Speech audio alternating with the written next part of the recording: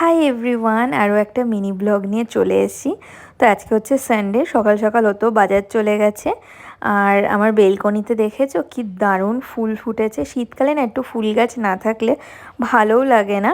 তারপরে কথা বলতে বলতে ও চলে এসেছিলো বাজার থেকে, আর আমি ব্রেকফাস্টও বানিয়ে নিয়েছি। আজকে ব্রেকফাস্টে রয়েছে ডিম টোস্ট।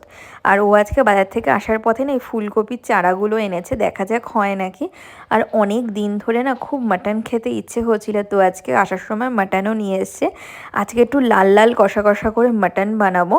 আর এইদিকে আমি একটা ব্যাটার গুলিয়ে নিয়েছি, কারণ আজকে মানে ভাজবো হচ্ছে বকফুলের বড়া।